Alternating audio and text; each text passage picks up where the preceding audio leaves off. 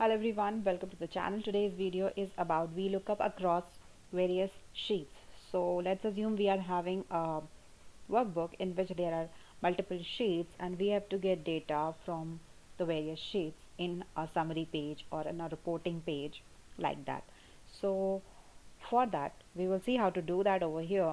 Let's assume we are having a company which is having some products and their sales volume over there. So they have created a table like this in which they have written the product which they sell and their sale amount in the month of January. Then comes the second sheet in which the same pattern is there.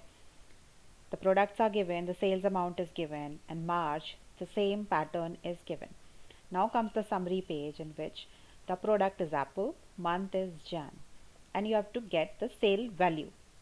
You can change this apple to banana and to orange as per the requirement of whichever product you want the sale volume, and you can change the month. So to make this kind of summary we have to see the across the pages. We have to use VLOOKUP so that it can see across the pages or can work for multiple sheets. So how to do that we will see. We will use indirect function over here which we will nest with VLOOKUP. So see, VLOOKUP, we have to look up the apple, we have to see its sales volume. For table array means we are having multiple tables in the various sheets. So for that we will use a indirect function. What indirect function does is it creates a reference, means that reference can work across sheets. It is used to return a cell or range reference specified by a text string. So what we have to do over here, we have to create a reference text which should be applicable for all the sheets. So how to do that?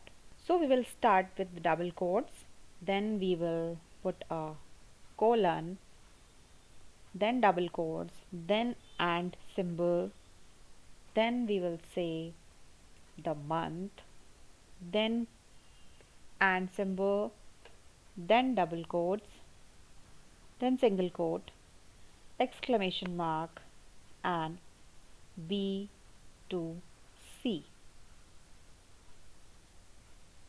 Then we will close the parenthesis.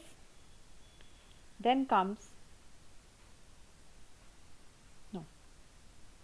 we will close the quotation marks, then we'll close the parenthesis, and then comes our column index number, so it will be 2. Then we want true match, and so pressing enter will give us 100. So let's check if we are right or not. January apple sales is 100. Next, changing it to Feb will give us apple sale is 90.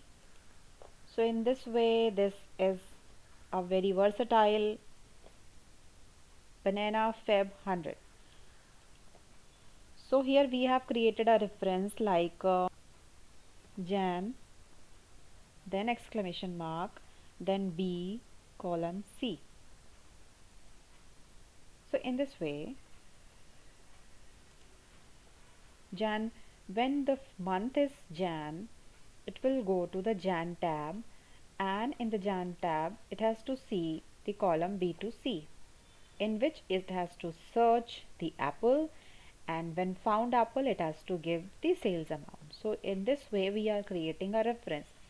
When say this month is Feb, then it will change it to Feb, and we'll go to the Feb tab and we'll look up in the B2C table array in which it will find apple, and when found apple it will give us the sales amount as 90.